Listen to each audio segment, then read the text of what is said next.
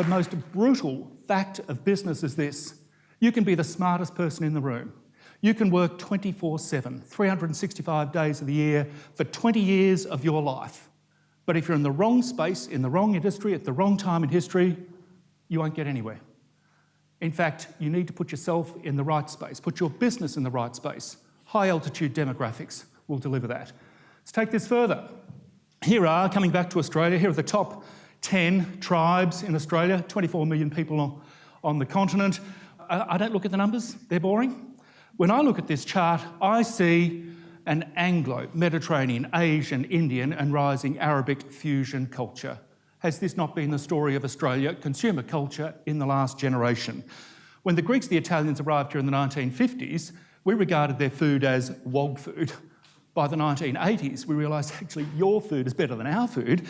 By the 1990s, we started eating out on the pavement as they did the Piazza, the Plaza. We absorb through culinary preferences, through affectation, through our sense of design, through our sense of fashion, ethnic influences. I have written about other tribes. You can't be in the business of demographics and not have cool acronyms like yuppies and dinks. Here's some of the coolest acronyms to describe the latest tribes of Australia.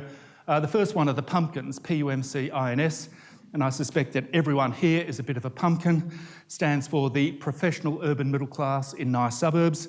You can tell pumpkin men on a weekend, they wear polo shirts, chinos and boat shoes. And pumpkin women wear their activewear absolutely everywhere. Then you have the nettles. There's the young power couple, 35 to 45, kids under the age of 15, both partners working, household income of more than $180,000 per year. The nettle hotspot in Melbourne is Albert Park. In Sydney, it is Paddington. Nettle stands for not enough time to enjoy life. And you can tell if you come from a nettle household if after the evening meal you and your partner get out your iPhone and coordinate the next day's activities. And if you email the schedule to your nanny, then you're an uber nettle.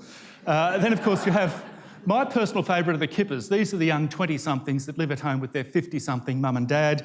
K-I-P-P-E-R-S, kids in parents' pockets, eroding retirement savings.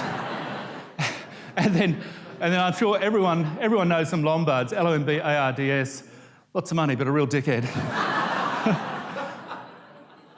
A very simple proposition, and that proposition is that Australia, more so than perhaps any other developed nation, is on the cusp of a significant shift, partly driven by a generational change, the transitioning of the baby boomers out of the workforce and the rise of Generation X and Generation Y, but it's also more than that. It's our rate of population growth and our ethnic mix is fundamentally shifting the culture, the values, the behaviour and the buying preferences of Middle Australia. And I think the Australians of the future will be more Asian, more Indian, more Arabic in their influences. The Mediterranean influences of the past actually subsiding or being augmented, if you like, by more diverse cultures in the future. And I'll leave it at that. Thank you very much.